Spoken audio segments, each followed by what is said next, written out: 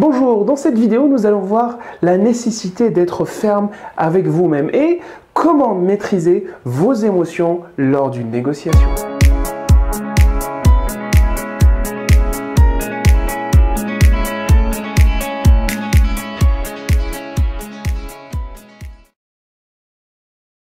La première personne envers qui vous devez être ferme, c'est vous-même.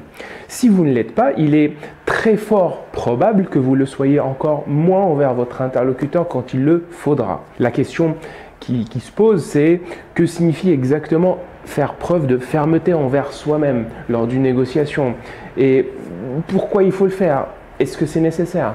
Commençons par répondre à la dernière question en disant oui, c'est nécessaire. Être ferme envers soi-même, c'est avant tout d'être capable de se maîtriser lorsque certaines émotions tentent de prendre le dessus sur l'intellect. Car tout négociateur qui peine à maîtriser ou à se maîtriser durant les moments de surcharge émotionnelle risque de se laisser aller, de prendre des décisions peu rationnelles.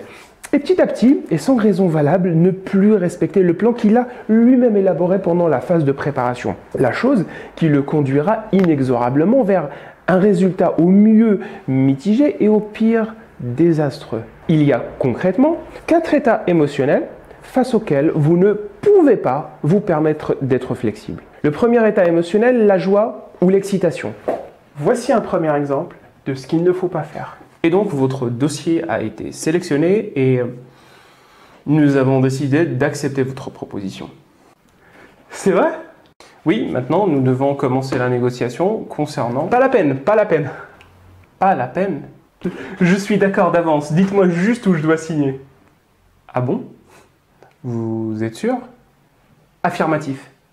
Le deuxième état émotionnel, la tristesse ou le désespoir. Voici un deuxième exemple de ce qu'il ne faut pas faire.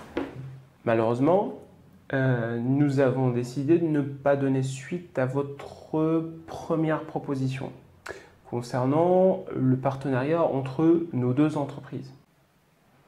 Ah bon? Nous pensons que c'est un peu tôt pour faire un partenariat de cette ampleur. Ah bon?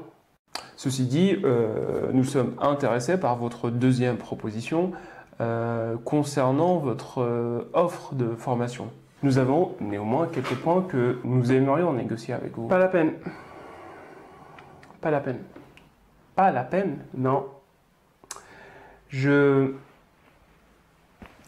Oubliez ma proposition. Ah bon? Vous êtes sûr? Oui. Le troisième état émotionnel, la fatigue ou la paresse. Voici un troisième exemple de ce qu'il ne faut pas faire. Bon, monsieur Leblanc, ça fait 3h30 que nous tournons. Bah, c'est vous qui ne voulez pas faire d'efforts.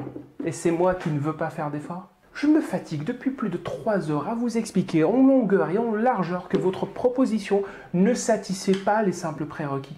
Oui, mais il y a prérequis et prérequis. Bon, ok, là j'en ai marre, là je suis fatigué. Finissons-en. Où est-ce que je dois signer? Yes, j'ai réussi à l'avoir à l'usure.